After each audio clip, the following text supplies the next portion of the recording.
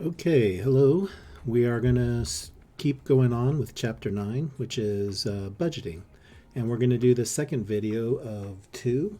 And as we talked about in the last video, we did the production budgets, all of the uh, labor, materials, overhead, and those sort of things. And if you remember, I was trying to draw a graph, and I said, when we get to it, I'll show how the cash comes in. And if you think about it, we're talking about two of the three flows that happen within a company.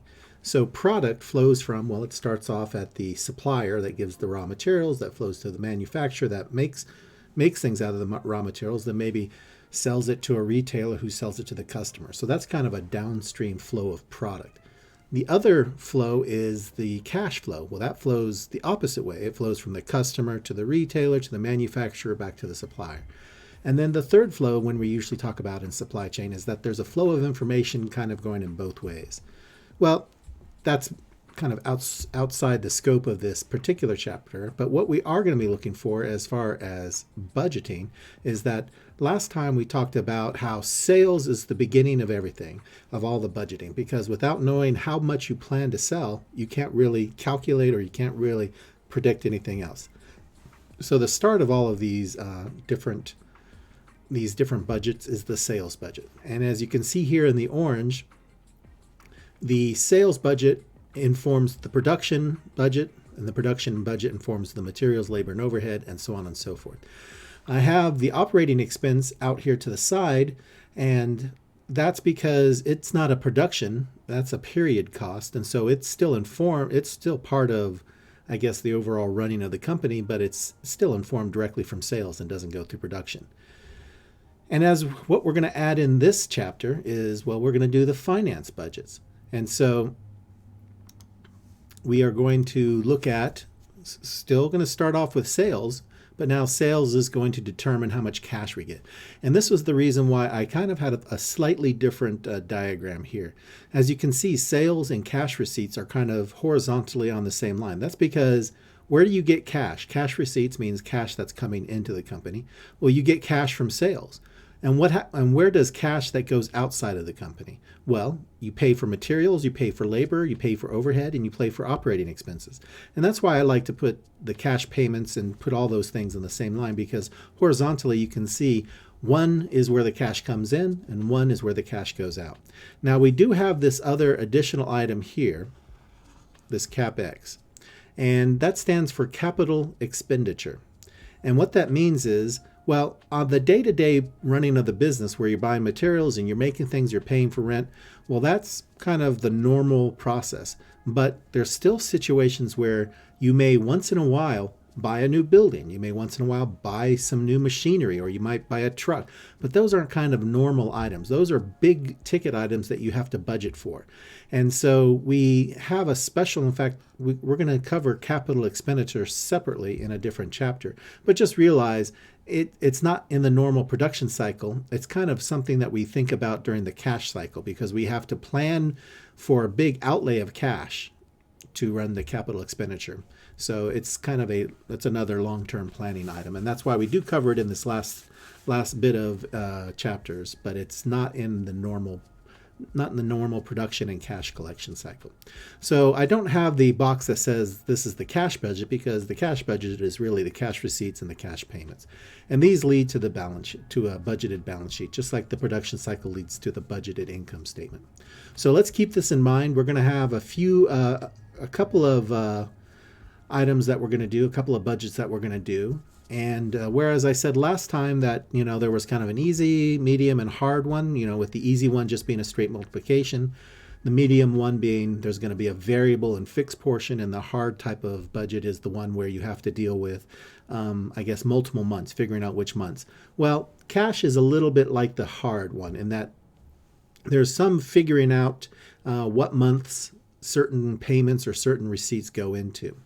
And it's not quite as, I would say it's not quite as difficult as figuring out the inventory of production and materials, but it's sort of on that same length. In other words, you've got to realize what month, what numbers go where.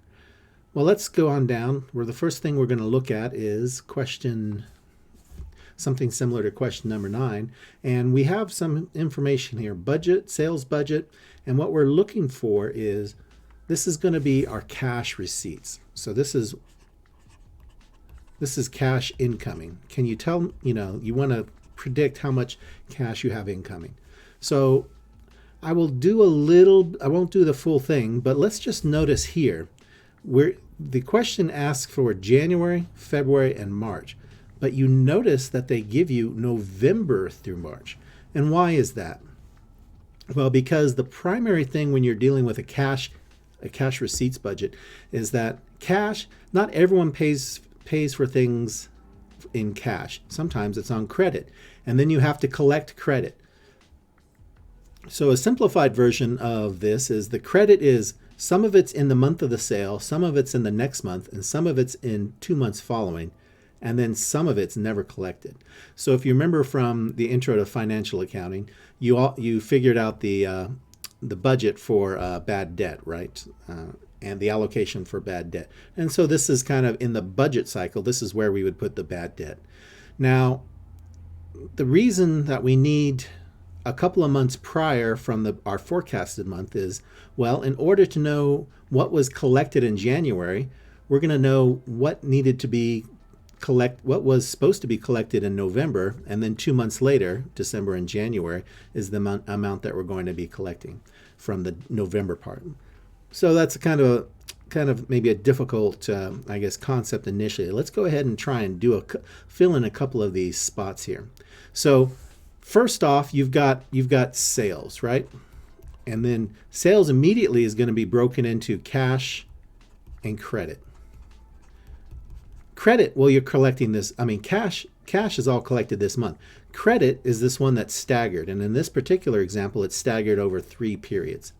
So if we look at January, cash, well, cash is 30% of sales. So the January, we would take 30% of this 15,200. And I've got the number here, and you can double check it by multiplying it out. But 30% of 15,200 is going to be 4560. Now, we'll get to these other ones here in just a minute. Let's just focus on January. So the credit sales, well, of this 15,200, 4560 was cash, and the rest of it's credit. So it's going to be somewhere along the lines of 10,700 or somewhere in there.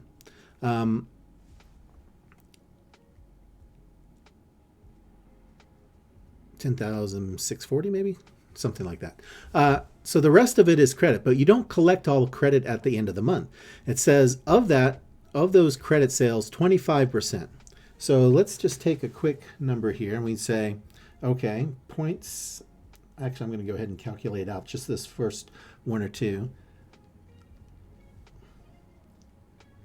10,640. Is that what I said? I was just doing it in my head. So 10,640 is the amount of credit sales, but we collect some of that in January, some of that in February, and then some of that in March. Well, how much do we collect in January? Well, we collect 25%. So if we took that number and multiplied it by 25%, it'd be 2660. Then we would go 50% in February. That's 50%. And that's going to be 3920. Now, you see, I almost made the mistake that I'm going to tell you not to do. So of this 10,640, 2,660 is collected in January.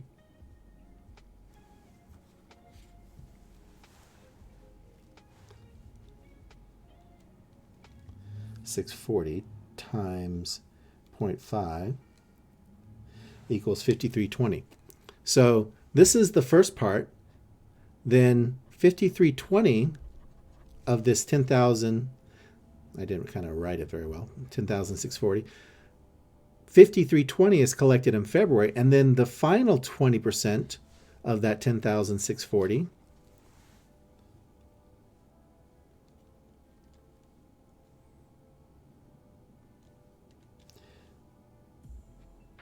2128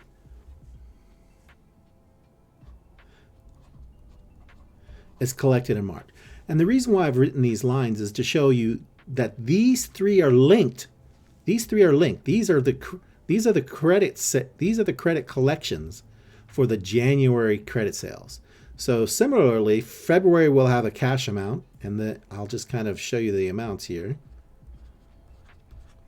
And then the 25% that will be done that month, so the would be 2310, and then the 50% of that credit amount. So in fact, I might just put this here, just as in parentheses to show you what it is. 10,640 is the credit part. We're not going to be adding it up. We don't collect this, so this is not part of our line of addition. I'm just putting it there as informational, right? So here, if we said February was 13,200 times 0.7 is 9240. So once again, we're not going to add this. This is not cash that we collected, but this is the credit portion. And then 25% of this is 2310. 50% of this is 4620. And then if we had an April, that would be the last part. This would be the 20%. So the question is, well, where do we get this number? Where do we get this number? Well, that would be, if we wrote them in, we'd have a December and we'd have a November. Now, we're not calculating those, but we need to know those numbers. That's why we're given those. So December, 25% is going, or 30% is going to be cash, 70 is going to be credit. Of that 70%, 25 is going to be the month of sale, and 50% is going to be the month after. Well, this is the month after. This is the December month after. So what we're going to do is, this is going to be, if we can write it here, this particular, I'll call this A. A is going to be December times 70%. That'll give us our that'll give us our credit amount, times 50%. That will give us the amount that's in the month after the sale. So if we took 11,200 times 0.7 times 0.5, that would give us 3920. 3920 would go there. Now we could, if we wanted to figure out February, so this is linked to the December. So if we wanted to figure out B, well, that's also part of the credit sales done in December. So we would take December, B would be December times 70%, because that'll give us credit sales, times, well, this is the 2 months after. So we would do that times 20%. So the B section would be this 11,200, or let's see, is that right? 11,200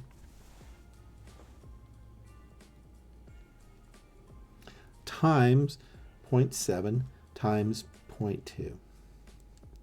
And that would give us 1568. So can you see where C, this bucket, would come from? Well, C is 2 months down the road. So this would be the November 2 months down the road. So C would be November times, once again, we need to multiply it by 70% to get the credit portion. And C would be the 20%, because C would be the 2 months down the road. So if we took November is 14.4 times 0.7 times 0.2. That's going to give us, let's see, did I do that right? 1,400 times 0.7 times 0.2. It should be 2016. At least that's what I'm getting, but I don't know if that's the number. Oh, let's see. It's because I'm not looking at the right number. I'm looking, I was going to say that's not right. I'm not looking at November. I was looking at a different number. So 16,500 times 0.7 times 0.2. There we go. Because I had figured this out earlier.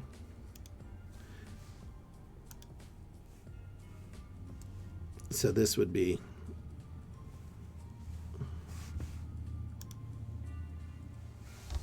2310.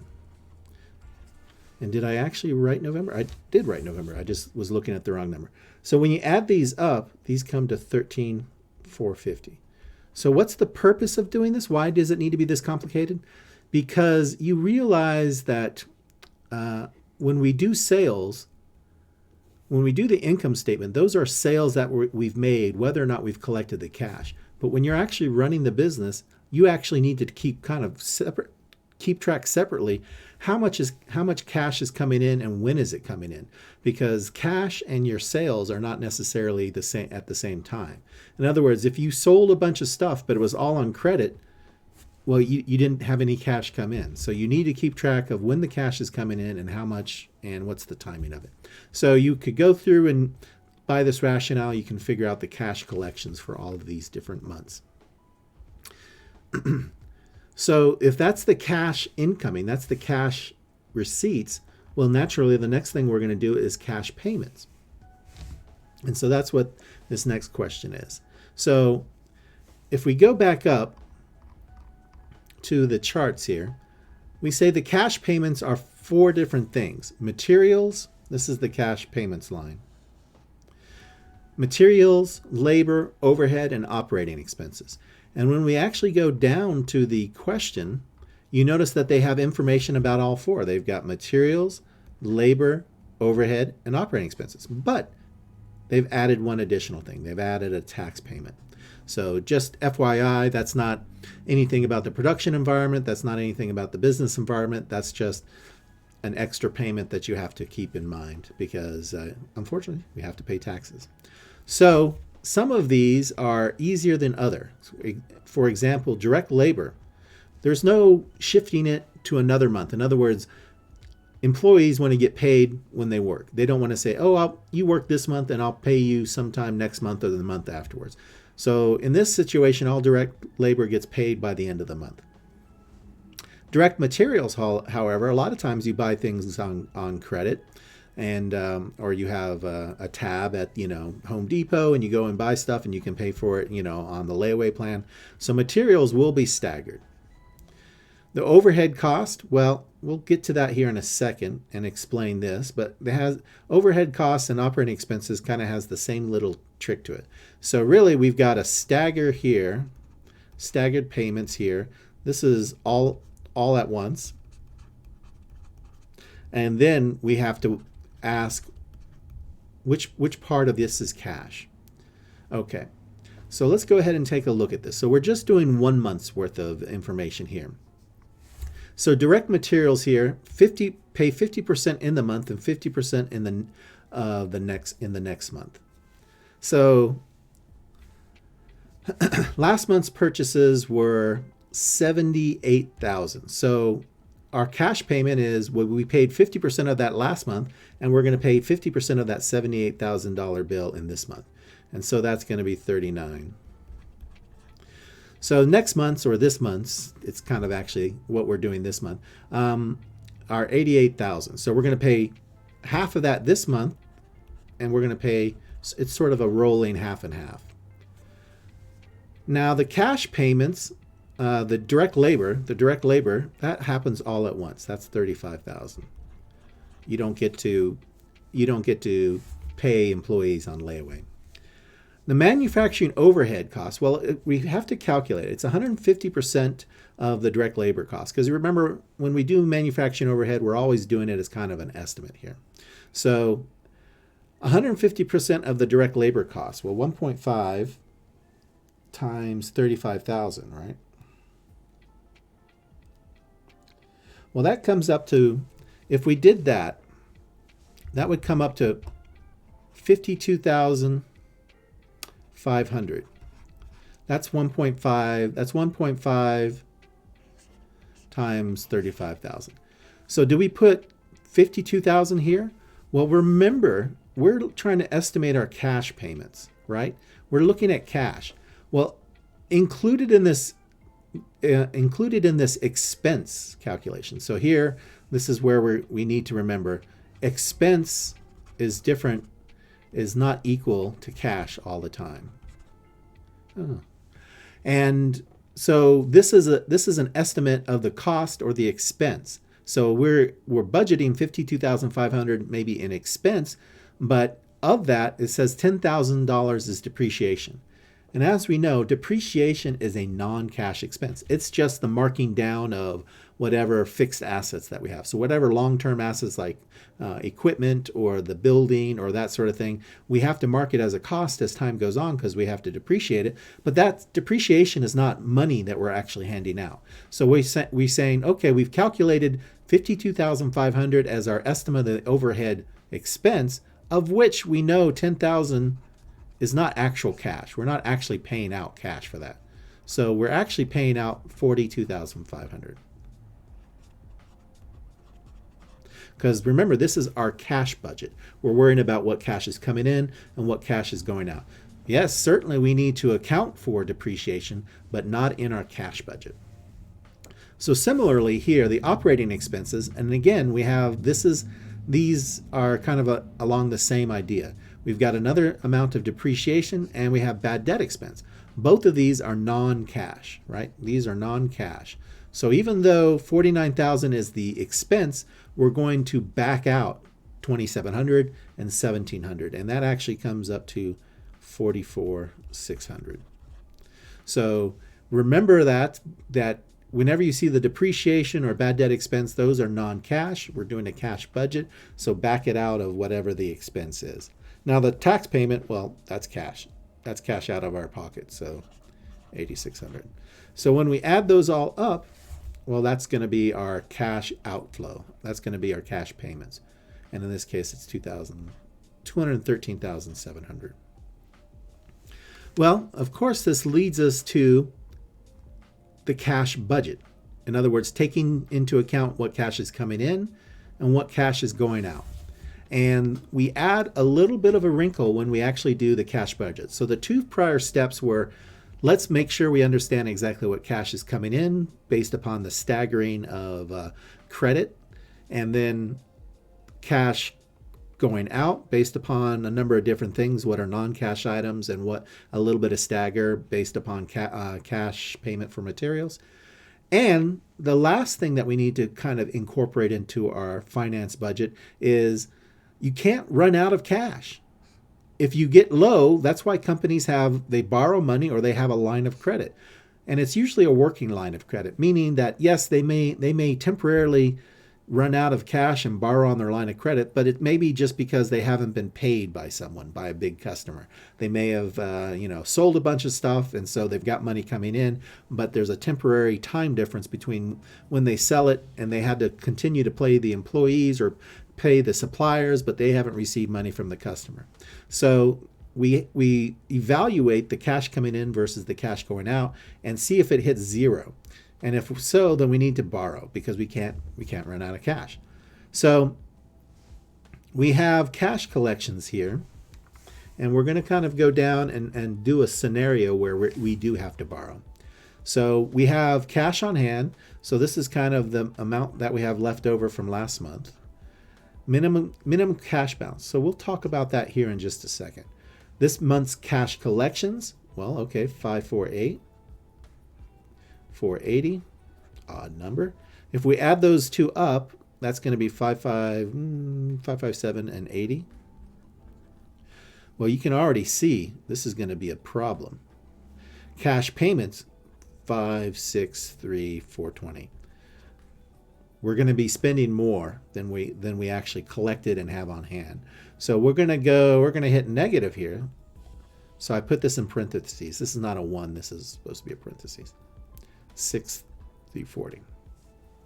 So we could borrow this amount. We could borrow 40. But that would get us our balance in our bank account would be exactly zero.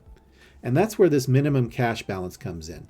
A lot of times companies say, well, we need to have a certain amount of cash on hand at all times, and they come up with some formula to figure it out. And here they've got a minimum of 7,500. So not only do we need to borrow this 6,340, we need to borrow another 7,500 to get to our minimum cash balance. So how much is that? Well, you add those two negative numbers together, and this is how much we're going to have to borrow. Or just that's the amount in the hole that we would be. We need this is how much we need to pay, this is how much we need to have on hand, and so that's the amount that we need to borrow. So just remember that most scenarios are going to be where you don't just borrow to get back to zero, you borrow to get back to a minimum cash balance. So you need to add that in as well. Well, that's the cash budget. The last question that we have here is, well, this has all been a manufacturing environment. We're talking about materials and this sort of thing. And the last question is just looking at a more simplified version, looking at if you had a merchandising type company. And if you remember, merchandising is different from manufacturing in that we buy finished products and we sell finished products, and there's no raw materials budget, there's no work in process budget or any of those things. We're just buying finished goods and selling finished goods. So let's take a look at a finance budget, a cash budget for a merchandise type company. So I won't go through all of it because it's relatively straightforward. But all you're doing is kind of figuring out one kind of thing. And this is this inventory kind of juggling that we've done before. So the rest of it's fairly straightforward. So if we say, well, what is our revenue? Well, we're going to say it's 4,600 items being sold in January at $160 per unit. Our revenue here is going to be $736. Now, what is our cost of goods sold? Well, it's exactly 50%. So here, exactly 50% of this is 368. Now, we have a situation where ending inventory needs to be 15,000 plus 60% of next month's COGS. Okay, so we would have to go ahead and figure out February. So and that's why March is given, but March is not asked for as far as a calculation, because you need to figure out March to be able to do February. So if I did February, if I went ahead and calculated out February, 4,000, and it's 190 per unit, and that comes out to 760,000. And so half of that, it's 38,000, right? I'm sorry, not 38, 380,000. So what is my ending inventory? It's going to be 15,000 plus 60% of next month's COGS. So if I take 380,000 times 0.6, that gives me 228. So this times 60% is 228,000. Well, we're going to add another 15,000 in it because of the policy rule, and that gives us 243.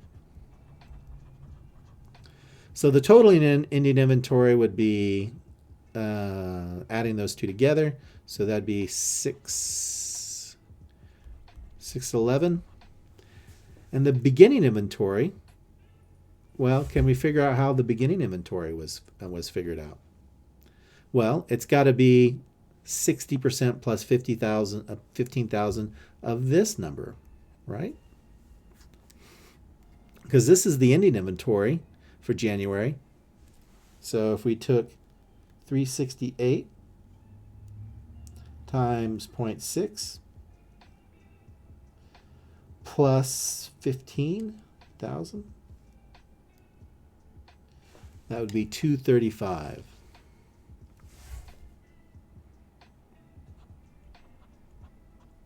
$800. And when we figure this out, that would say that our purchases, remember our beginning inventory equals purchases plus ending inventory plus COGS.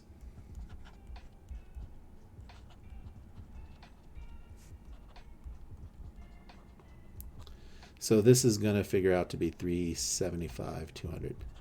So just to remind you, if we wanted to get the desired ending inventory, remember the desired ending inventory is this number times 60% plus 15,000.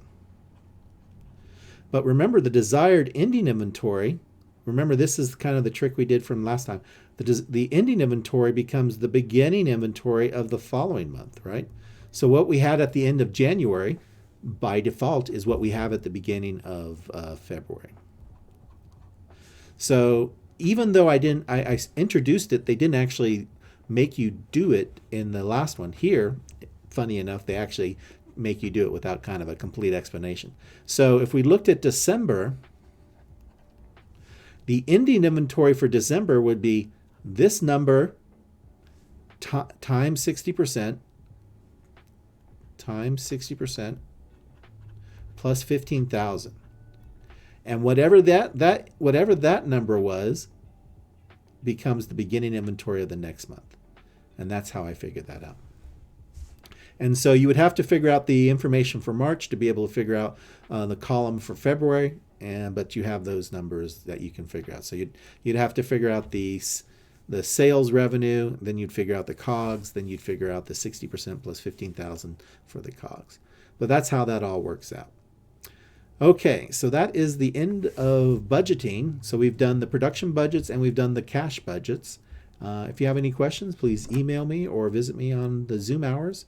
And I'm available for appointments. So I don't always respond like within 20 minutes, but I usually respond within the couple hours. So just give me a shout on email if you want to talk on Zoom. Thank you.